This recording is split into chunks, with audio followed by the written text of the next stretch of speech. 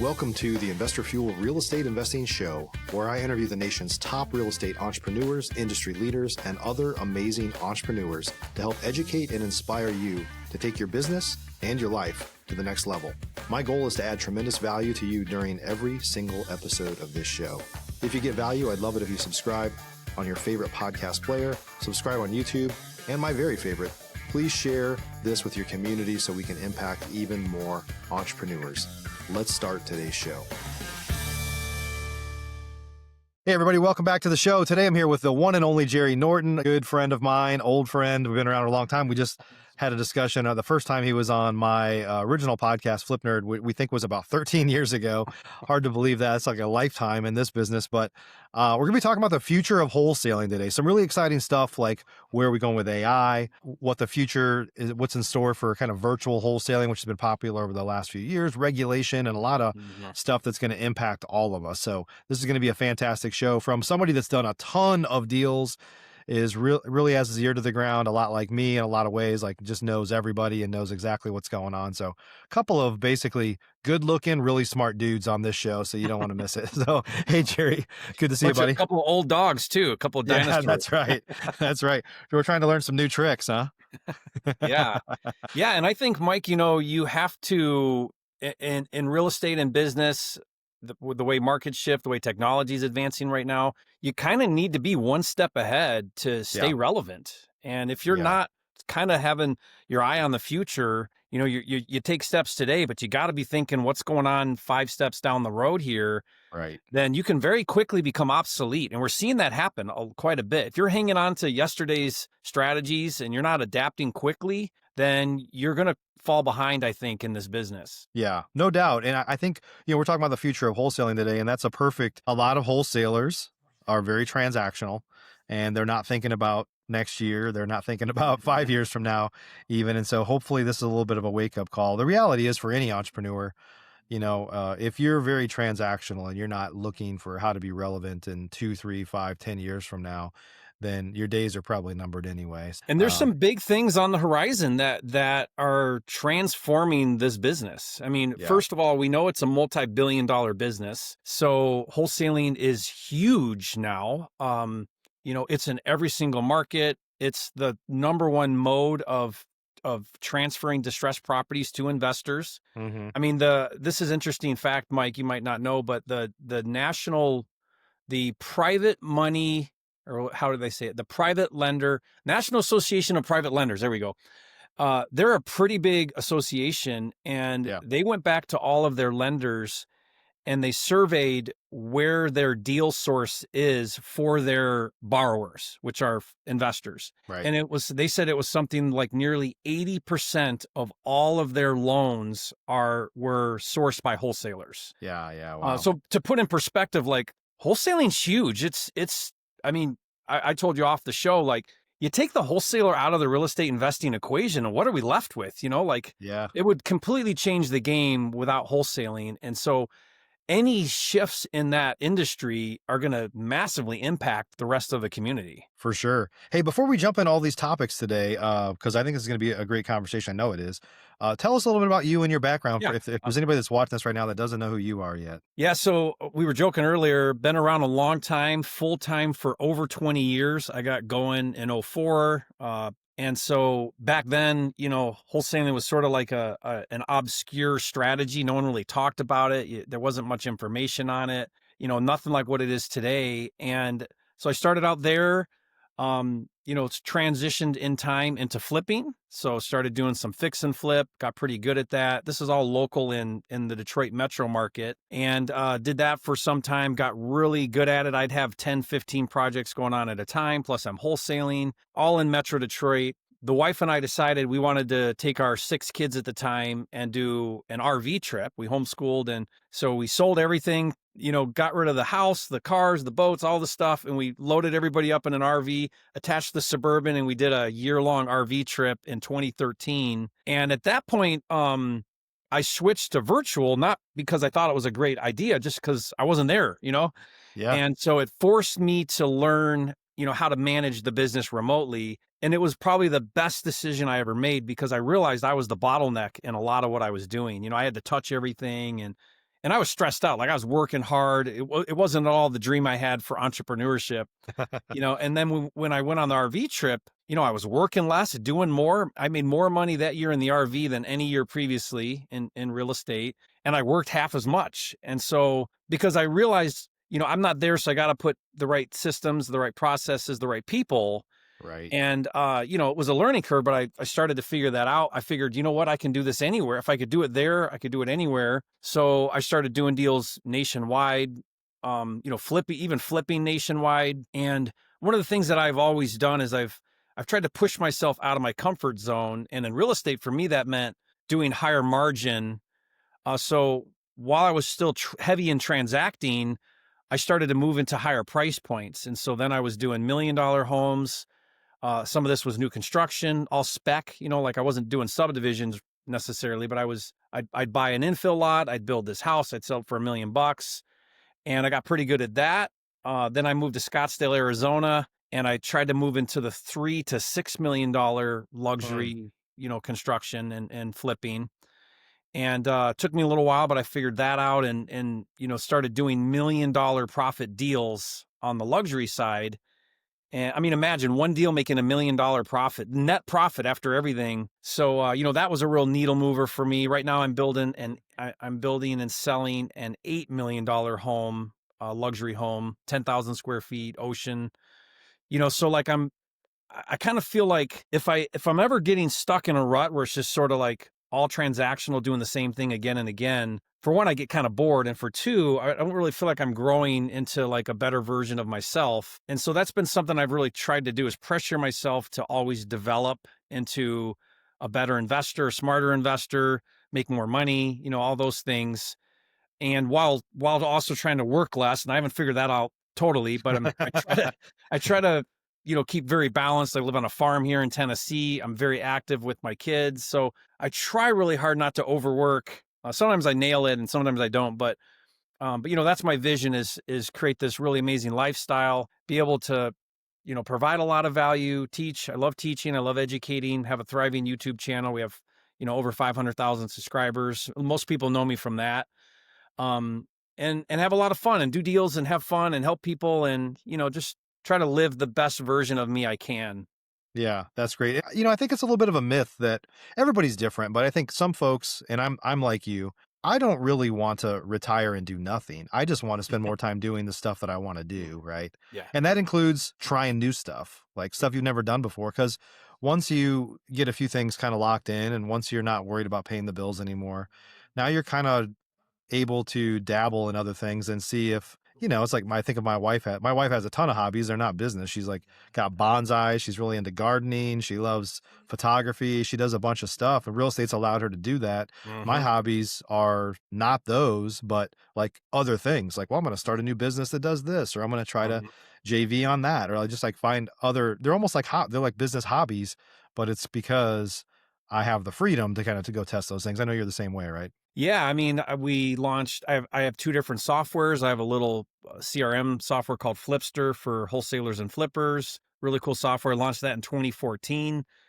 2 years ago, we launched a seller data software called PropWire. It's a free software. We now have some memberships that are really cool. But like I'm not a software guy, but I saw a need for that solution, and built the right team, got the right engineers, and I always want to be that person. I want to be the one that's like providing solutions to the problems that emerge. And I think that's a smart way to look at the business is, I always think if you want to make more money, solve more problems or bigger problems, and whatever you're doing, if you can think about it that way, you're always finding the right solution to the problems that emerge, then you're always going to be relevant, and you're always going to make money, and you're always going to be valuable in the market. Yeah, exactly. And when you touch as many people as you do, like, what all the problems are out there. And there's some stuff you probably gravitate more than others. Like, I think I could figure that solution out, right? Yeah. I mean, some of them feel daunting and a little overwhelming, and like maybe I'm biting off more than I can chew. Maybe there is maybe there's not a solution to this problem, but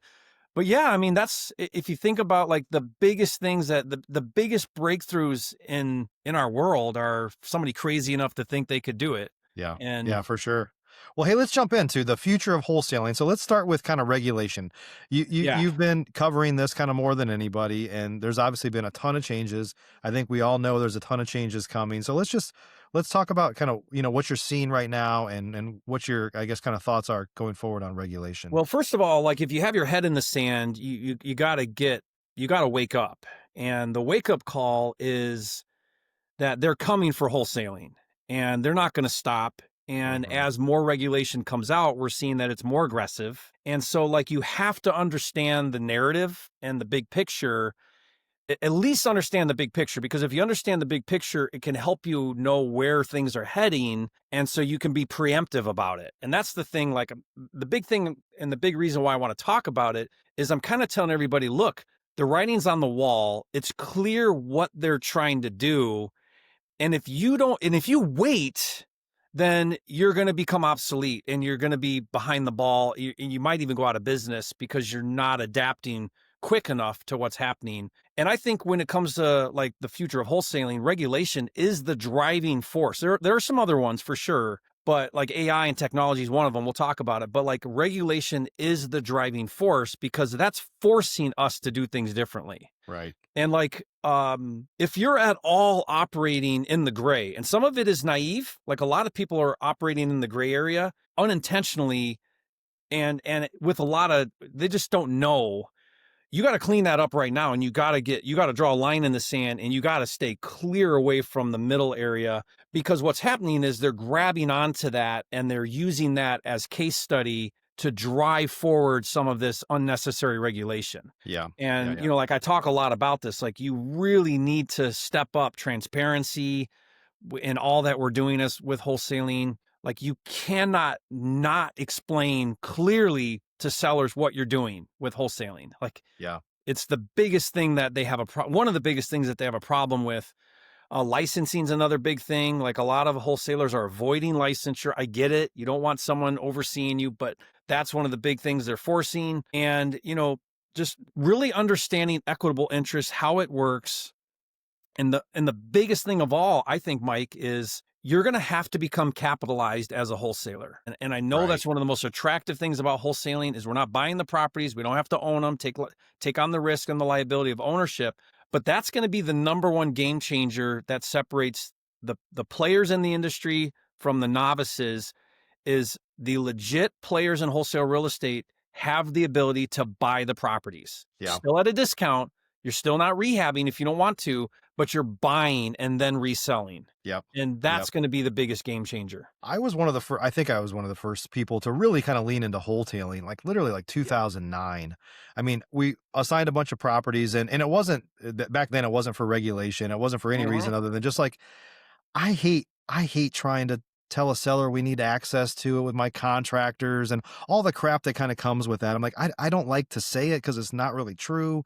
And I don't like all the crap. So I was like, I'll just take it down. And once you've taken it down, it's like, well, why not just list it on the MLS? Because you'll get more for it than trying to sell it to another wholesaler, right? And so so I leaned hard into that and made, and the truth is I made a lot more money. And so I think all the stuff we're going to talk about today, from regulation, AI, all these things, if you get out in front of this thing, there's more opportunity for you. There's a silver lining here. It's the people that wait till it's too late, well, then you're screwed, probably. Well, Right. think about it. I mean, when you wholesale, you have to create a lot of contingency in your offer Right. in the event that you can't find a buyer. So what do we see? We see wholesalers with low earnest money.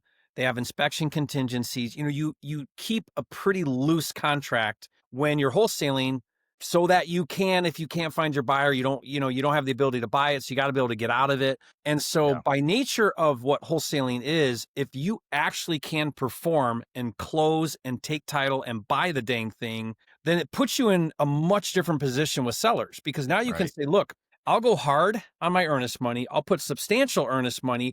I'm a real buyer. I'll stand behind my offer. And now all of a sudden your offer is way better. You can close faster because you got your head around the deal. You like the number. You can put down big earnest money. You can waive contingencies and you can be the buyer. And we get phenomenal deals when we can be much more aggressive in the terms of our offer because we're buying. For sure. We can throw, I hate to say it this way, Mike, but we can throw wholesalers under the bus Meaning we can say, look, I understand you've got some other offers there. Let's look at those. Let me show you my offer side by side to this other wholesaler's offer, who, by the way, is virtual and doesn't even live here. I'm looking you in the eyeballs at the kitchen table because we do that too, you know. And, Yeah. and so then all of a sudden, my trust, my authority, my confidence in performance goes way up, and I'm getting way better deals. Not only am I getting better deals, but because I actually buy it, and like you just said, I go on market with it. Now I have maximum exposure. I'm not limited to a cash buyer list or, an investor group on Facebook or a software to find my buyer. I'm hitting the entire market. So I get a premium on the resale. And now I'm making 2 to 4 times more on that deal than I ever would have doing an assignment of contract. Yeah, for sure. And what a lot of smaller wholesalers today, if they're doing, and I'll say that a smaller wholesaler is somebody doing 2 or 3 deals a month or less, there's a lot doing way less than that. But like when you put it out there and somebody goes around you, or you put it out there and somebody, gets a higher offer, there's so many holes in your boat that losing even like 5 or 6 deals a year is a dramatic profit difference from what you end up with at the end of the year, right? I mean, you're playing in an area where you're just covering your costs and you have a high paid job, but it's not really a business yet until you can scale up beyond that. And one of the ways to scale up is just have less deals fall through because you've left all these exits open because you're trying to protect yourself from the downside. But you Well, yeah, I shifted all that mean, risk to the seller, and it inevitably, it's more risky for you because a bunch of deals are going to fall through. we shoot in my wholesale businesses, we shoot for a 75% contract to close ratio, which is really good. Most wholesalers, I think, are at 50%, and I think a lot of wholesalers are at 25%, meaning Yeah, 1 in 4 contracts you get to the finish line.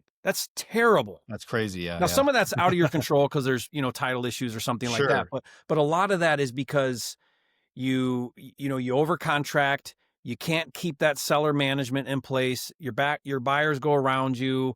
It's just all the complexity of wholesaling and assignment. Whereas, when you can perform, you can be much more aggressive in how you contract those deals. Yeah. And the regulation too is, a lot of it is the transparency and things you talked about. A lot of it too is that the traditional realtor market has been just hammered over the last few years. So they want to find ways, the large brokers want to find ways that they can make fees on wholesaler transactions too. And so they're going to push that whole you got to be licensed thing even harder. They are. I mean, Yeah. almost all of the regulation that's been passed. And, I keep a free report, guys. If you go to wholesaleregulations.com, you can download that. But I outline every state, summarize the laws, what you can and can't do. So if you're like, wow, what's going on? You could check that report out. But like almost all of them mandate licensing in some form or another, either to market contracts or to even just do the assignment in and of itself. There's several Mhm. states like that. And, Yeah. and, getting that license, while it has nothing to do with wholesaling, it's a requirement that will allow you to still do a lot of wholesale transactions. But again, Right. the bigger picture is they're trying to stop it altogether. So when that day comes, and there's some aggressive states, there's some aggressive bills out there right now that are moving in that direction. Like, we don't want it at all. And what you have to understand, guys, is everyone's like, oh, well, double close. That was the old way to get around it, was, oh, just double close. Well, maybe, but you think they're stupid? They're going to close that loophole too. They do not Yeah. want you doing it. And Some so what states they're already attacking, have. I don't remember what it is. Maybe but in Pennsylvania, like you have to hold it for a certain period of time before you can resell it. it's not in Pennsylvania. It's not a seasoning thing. What it is it's the seller can back out of contracts. That's what they did. So in Pennsylvania, also in Washington State, what can happen there is your contract is worthless because the law gives the seller now the right to cancel contracts if you're wholesaling. So Yeah. like, how do you do a legit operation where the seller can cancel for any reason? Right. What's the point of a contract now? Right. So things like Yep. that are Yep. making it extremely difficult in some of these markets. So like, how do you pivot? Well, the easiest way to pivot is to stop wholesaling and buy it. Once you buy it and you perform on the contract, none of this applies anymore. Right. Let's talk Yeah. about AI. So, Yeah. the impact that you see AI having on wholesaling. Well, I think there's one massive impact that it's having and it's going to have, and that's the way that sellers are going to do intent-based search. So like, we can generate lists and we can cold call and we can outbound marketing. But right now, the the the number one method to wholesale, the highest impact wholesaling, is inbound marketing. And that's going to be PPC, which is Google Ads. That could be direct mail. That's going to be your PPL, which is a relatively new, marketing method where agencies do the marketing, generate the lead, and you buy it without having to do all the preliminary work.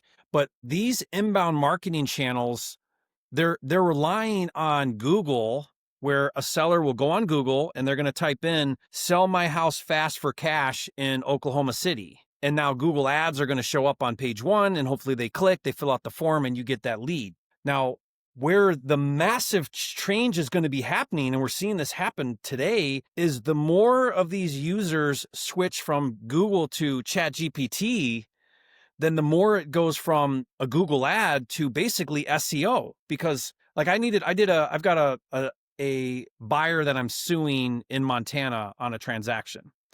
What they did, this is $1 million property, and on the last day, ready to close, they back out and they try to claim financing, which is not true because the lender was ready to close. And now I'm going to have to sell it for less. I missed the summer season. It's a lake property. All these things. Anyway, I go on to ChatGPT, not Google, and I tell ChatGPT, give me the top 5 lawyers in this area that specialize in this type of thing. And it gave me a search. Now, where did it generate that search of 5 lawyers? That's SEO. Who's got the biggest presence in that niche that I'm looking for? Yeah. So when a seller goes to ChatGPT instead of Google, who's going to get recommended by ChatGPT? It's going to be the people with a local presence that are market experts that are basically, driving their business model through a presence-based model. Yep. I'm seeing more. I see, well, for a bunch of stuff that I do, Investor Fuel, Investor Machine, I see lead sources, and I don't look at all of them, but every lead that comes in, it gets pushed to a Slack channel. Yeah. We don't need all the details on it, but so I just look at it periodically, and I'm seeing more and more that our leads are coming from ChatGPT. Yeah. All right, which is cool to see, honestly. I mean, right now, you got to think about in distressed real estate, sellers are older generally, they're mostly the boomer generation, but ChatGPT is now becoming the new Google. It's the new way to search for information. And so the more sellers do that, the less they go to Google, the more it's going to be SEO driven.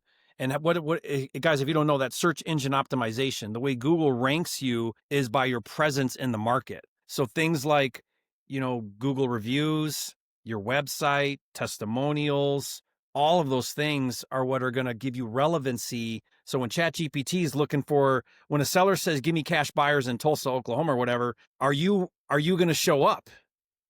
Yeah. What that means, even in Google searches now, if you do a search for traditional search, it gives you the AI response is at the very top now, right? Yeah. So even if you say the older generation is not using AI yet, well, they kind of are if they're doing Google searches, because Google has just made that first, the first response is like the AI response to it. Yeah, and that actually aligns with one of the other things that I'm talking about as far as the future of wholesaling, which is moving a little bit away from the virtual model and back to the backyard model. And it's not you and I were talking about this, it's not a virtual thing necessarily as much as it is an appointment thing. Meaning, right. What we're doing now in my core markets is we go on appointment. We do not close on the phone. We make an appointment and we get in front of that seller at the kitchen table and we close in person. And that has been a massive game changer for my wholesale business. Yeah. And there's some pros and cons of this. It's definitely a controversial topic, but I believe in my heart of hearts that we are going to be going back to eyeball to eyeball, face to face, belly to belly it's going to give you the competitive advantage in the marketplace. And we are beating out virtual wholesalers, and we're getting contracts at 20, 30,000 lower than their offers simply because the seller now feels trust with us. AI's created a lot of skepticism in the marketplace. And the better AI gets, the more the skepticism is going to go up, because you're going to be wondering, is this a real person I'm even talking to? I don't know. I don't know. Yep. They're so good now. I don't know. You remove all the doubt when you're looking at me. Yeah, for sure. especially with the typical person. We deal with an older person that is a little more of a look you in the eye and a handshake type Yeah. person. Like they want to deal with real people. And I would say I'm the same. Like my wife got on my case last just a few days ago. We were flying back from a trip, and like I just didn't want to use the I didn't want to check in the damn computer. Like I want to go up to the desk and talk to somebody. That's gonna make some people think differently of me. Like, hey, I'm a little bit old school, but like I just like the relationships. By the way, I have a couple questions that I know are gonna be hard for me to answer to somebody virtually, Mhm. right? And so. I think there's this trust recession. I see it now. I mean, you and I both create a lot of content, and I see content out there. First off, there's a bunch of people marketing to me and guys like, all of us that are like, create faceless videos, create all this stuff. Like you don't even have to be present and just all this content can be created. And then I see videos of actual people, or I think it's people, but I'm like, I think that's AI. I don't think that's even a real person. And I And just want to deal with people, you know what's funny about it too is there's almost like an AI revolt. Like if you go on social media, like you go on Facebook, if someone does an AI generated post, look at the comments. If it's AI and it's obvious, there's a call out. People are like, Yeah. "That's AI, you suck." Right. And the response from that person is like, well, so yeah, it's AI, but so it's almost like it doesn't even matter if it's AI. I have disdain for you because as humans, we want original thought. We want original ideas. Like we're sort of turned off by it. I am. And I think a lot of people are. I think that'll start to change if it gets more normalized. But again, distressed sellers are an older generation and they are very, very skeptical of AI now. And if you can look them in the eye on an appointment, you're going to walk out of there with a contract. I will destroy you head to head if you're Yeah. virtual and I'm appointment in a real estate, in any market. I I, get it. I, I Yeah, I just agree. will. That honestly, that's the only way we ever bought is at the kitchen table for sure. So Yeah. there's reasons why COVID and other things kind of forced people to change. Some people didn't want to go back. There's some people that are virtual that want to buy in 30 states, or they're willing to go anywhere. And there's a place for that, but it doesn't mean that you can't. It doesn't mean that you can. Yeah. Maybe if you're out in the sticks somewhere in rural America and there's nobody local to buy from that person, that seller might have to deal with a virtual person. But when you're in a bigger market where you have boots on the ground competition, it's hard to compete if you are virtual and they're not.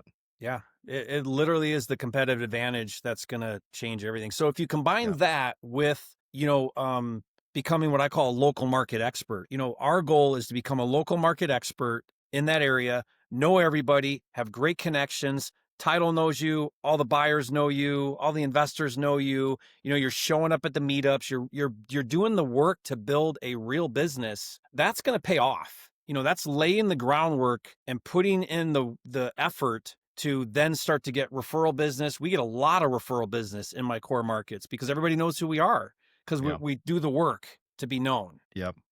So let's talk about marketing. So inbound versus outbound, there's obviously been a lot of changes there.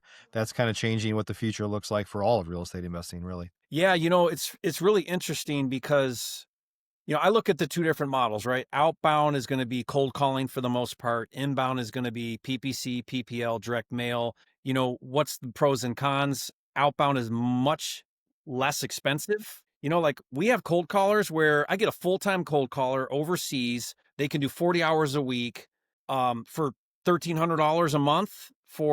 That's including the data, the skip tracing, the whole thing, and the caller. They're generating 1 or 2 leads a day for me. Very inexpensive. The problem is your assignment fees are lower because it's outbound. You're catching people that aren't highly motivated. They're somewhere in the spectrum, but Right. there's a lot of follow-up. So it's smaller assignment fees, much longer follow-up. So your cash conversion cycles are 4 to 6 months or whatever, smaller assignment fees, and a lot of work. That follow-up is a lot of work. I mean, you're following up for 4 to 6 months to close those deals. So you have that over there, but very inexpensive. And then on this side, you've got inbound marketing. Take PPC, for example, very expensive, but your cash conversion cycles are 30 to 60 days. Your assignment fees on average our assignment fees are $10,000 to $15,000 more on average per fee Mm-hmm. on those Right. one because they're high intent. Yep. Cash conversion cycle and way less work. We don't need nearly as many leads to do the same number of transactions. Yeah.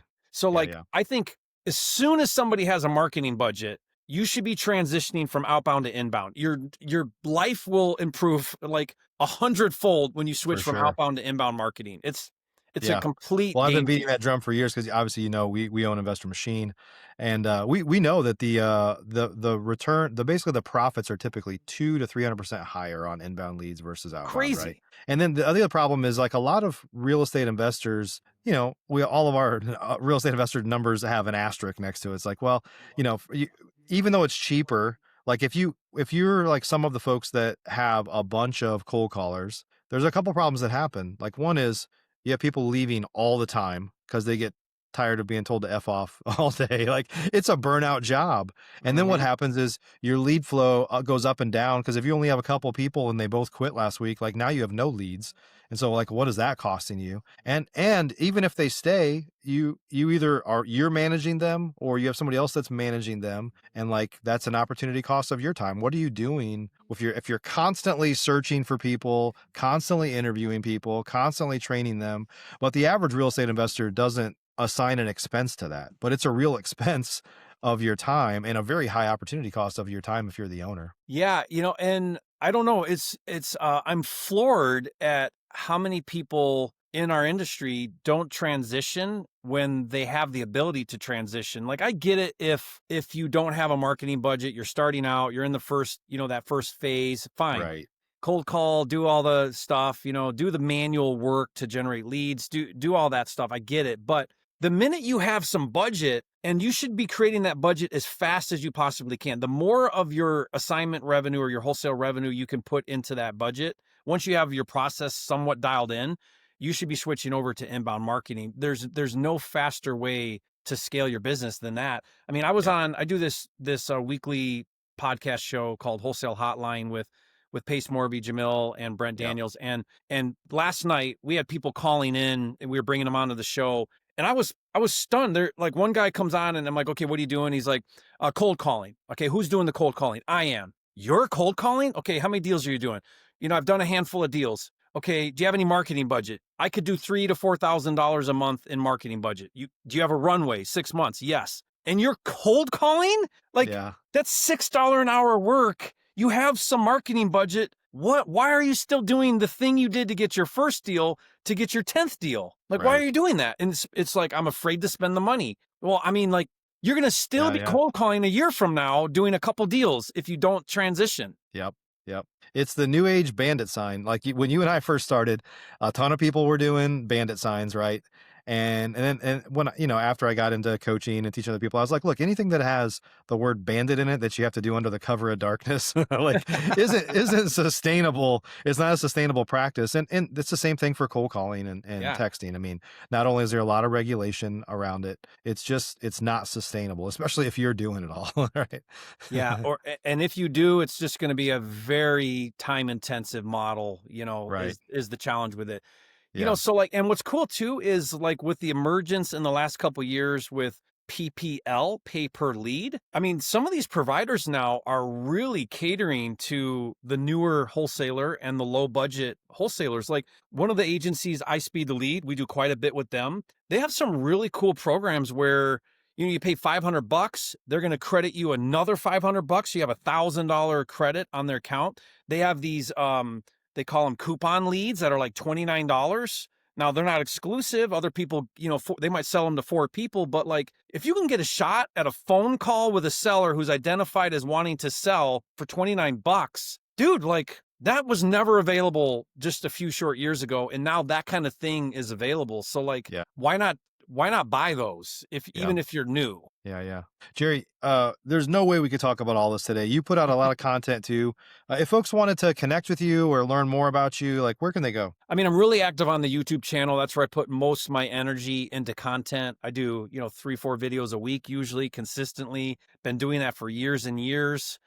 I cover every topic imaginable. Like there isn't a single question you might have that I couldn't reference 5 videos about. You know what I mean? Yeah. And like I try to create playlists about all this. So if you go on to Flipping Mastery on YouTube, search on those different playlists, or just type in the search on YouTube, Jerry Norton, the topic you want. And I've got lots of content around that. I try to personally actively participate in the comments. So I try my hardest to answer questions there too. And so that's probably the number one place. I'm on all the other socials, but like that's my that's where I put all my energy. Is Yeah, on that's the YouTube. place to go. Yeah. Cool. We'll add a link down below. So thanks for spending some time with us today. It was awesome. Yeah, I love this Good to see topic. you, And buddy. Sorry it's yeah, been, I mean, appreciate you you. and I have talked since then, but I guess 13 years between podcasts. Maybe we'll have to do another one in like 6 or something.